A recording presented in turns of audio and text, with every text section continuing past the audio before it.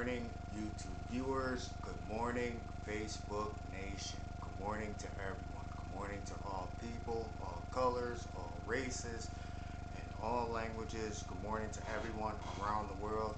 Have a beautiful day. Have your best day. Before we start, let's click like, subscribe, so that more people can, get this positive message, different way of looking at things.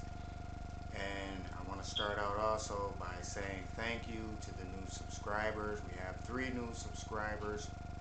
2 are new subscribers. Welcome you. 1 is someone who I know who came back. So thank you for coming back. And we got good stuff to talk about. But thank you for coming back. All right. Today's topic is going to be part 1 of a 2-part series, and it's entitled, How Did We Get to This Point? So, how did we get to this point in life where we are right now, where there's so much chaos going on around in the world? So, we're going to add 2 words. So, part 1, we're going to be using the word condone. And then, for part 2 of how do we get to this point, we're going to use the word algorithm. So we'll discuss that on part 2, what that word and how it applies. But today we're going to learn about how the word condone applies to how did we get here. Because if we use that word condone, which most of us don't, it's because it makes us look at ourselves. So this is one thing that this channel will do. It's always to get you to look at yourself, because it's not how the world perceives you, it's what you perceive the world to be. And by what you stand for and what your morals and what your values are determines the world around you, and what you allow around you and what you don't. So it's building a better you. So in order to understand how we as a people, meaning all of humanity, got to this point, we must understand from where we came from. Alright, morals are defined in this way because we all grow up with morals and we all grow up with values.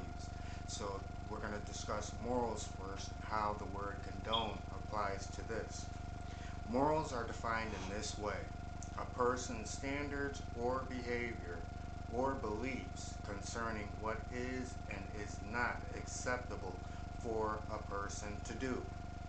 So let me explain this really quick and short.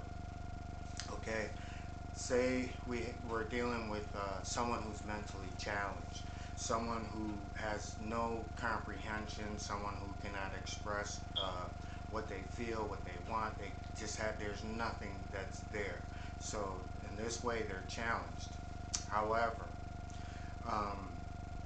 if you take that person and you put that person in front of a stove, and that person touches the stove, that person will automatically know that that's hot, and they will automatically know not to repeat that same behavior. Or though they may, but more than likely they won't do it right after and do it over again. They will not do it.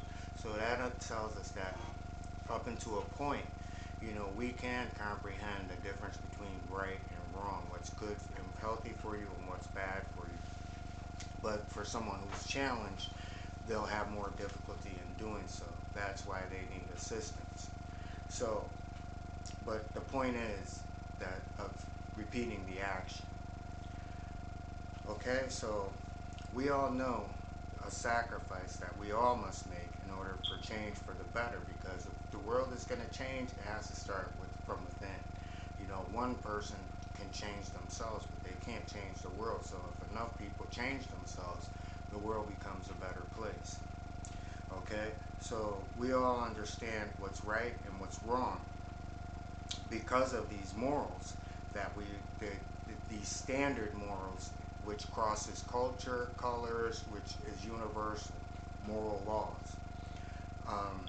But because we all carry our own individual baggage, we tend to sit back and we condone things. We condone, things that are happening to others, because it takes a reflection of the baggage that we ourselves are carrying. So we condone a lot of certain behaviors. And when I use the word condone, it's not to say, hey, I approve of what it is. No, it's impartial. meaning that, as long as it's not affecting you, you know, whether it's positive or negative, you're not concerned with it. So that's another form of how we condone things. So when people who have baggage, they allow things to happen and they know things that are happening, which keeps the reflection off of themselves. They more so have the attitude of, let life just do what it does. As long as it doesn't bother me, bother my family, I could care less. But then again, this is how we got to this point. So no man or no woman is on this earth, and no child is perfect. So, we understand that, it's easy to condone things because, we can always fall back on that. But universal morals and universal values negate that, meaning that they blow that out of the water, meaning that you can't hide behind religion. You can't hide behind a person's sexual orientation. You can't hide behind, oh, well, this group of people feels this way, so I don't. No, morals and values cross all of that. So now we're looking at us. So the reason that we, go back to what does this state about our values? So now let's look at values. Okay, values can mean a tree, it can mean money, it can mean a car. People can value anything, but again, like morals, there are core morals and there are core values. So let's discuss core values, and in order to do that, let's define what core values mean. All right, they're defined as guiding principles that dictate behavior. So it means, they're guidelines to dictate what is acceptable and what's not acceptable. Okay, so and they're listed. We have 9 of them. 1 is loyalty. 2 is passion. 3 is honesty. 4 is efficiency. 5 is reliability. 6 is dependability. 7 is optimism. 8 is positivity. And number 9 is commitment. The reason we need to understand what these words mean is that it allows us as individuals to see exactly if we contribute, condone, or take away from our own morals and values as a standard. So, meaning that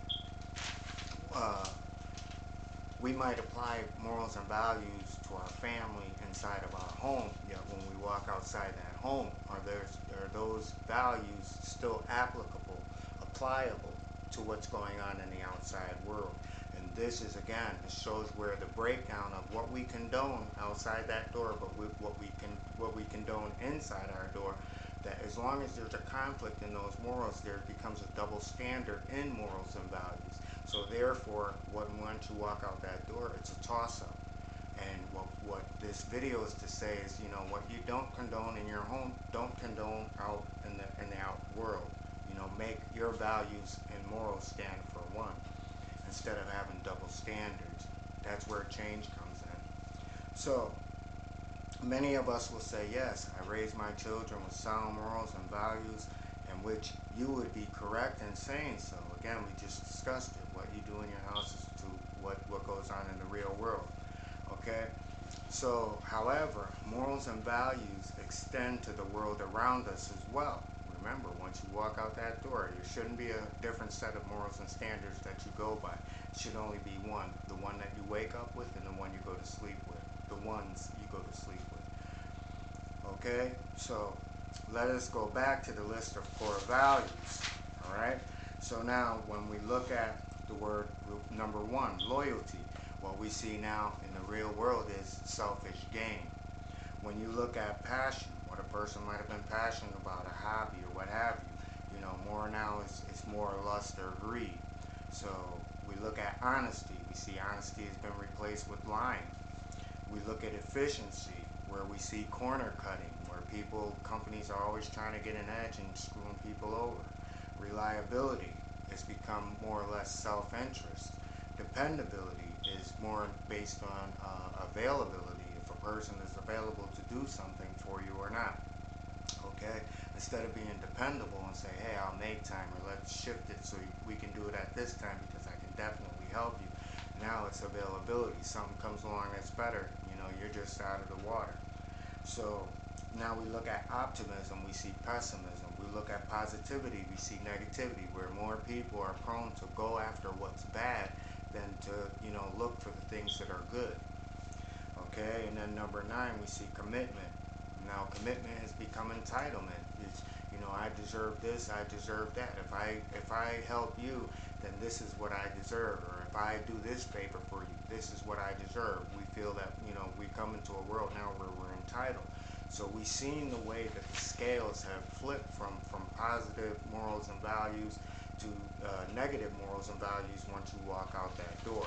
So we can't condone one thing and condone the complete opposite once we walk out that door. So now this is where we come in. Okay, so the reality is one set of values we can all agree with. Yet the reality of the values of outside the home are the complete opposite. So lastly, we can clearly see how things are broken, not just here, but all over the world. So by going with the flow is how we got to this point. Condoning, going with the flow. Just, hey, this is just the way it is. Things have to, just having that kind of attitude. We contribute to the negativity that goes on around us by standing up and say, hey, look, I don't condone that, and I have to rethink, what kind of involvement I might have with you based on the fact that I don't condone something. And this is the stance that we need to, instead of saying, hey, if I speak up, then they're going to look at my bag of baggage. Everybody has baggage. So your baggage is no different than mine and anyone else that's in this world.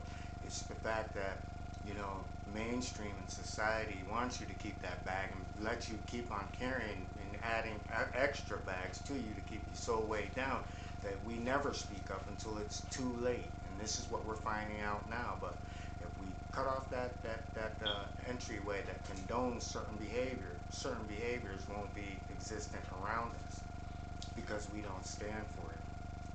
Okay? So by constantly turning a blind eye to others who willfully remove us from what is right, our world can get no better. It can only get worse. And that's what we see in media. That's what you see in propaganda, where they want us to think in a certain way, in that me first way. And that me first way is by condoning the atrocities that happen to others.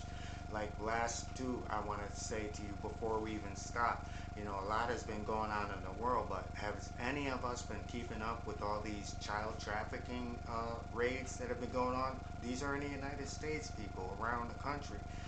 Hundreds of underage children being trafficked. But because we condone so much of everything else, it's easy for us to turn a blind eye, but yet and still it's human trafficking, it's slavery. And when we say that certain things don't exist, they exist because we condone that they exist. If we don't condone that they exist, then these things will come to an end, because that's the inevitability of how powerful we are as people to use that one word, hey, I just don't condone this behavior. So now we understand how we got to this point. Also, one of the words that we have to use constantly in order to come out of this situation. So in 2 days, I will see you with part 2 of how did we get to this point, part 2, and we're going to use the word algorithm and how an algorithm plays into all of this. So I want everyone, I know this has been a video that's been kind of long, I haven't been here for a minute, so thank the new viewers, thanks to new subscribers, and everyone have an awesome day, have your best day, and with that everyone,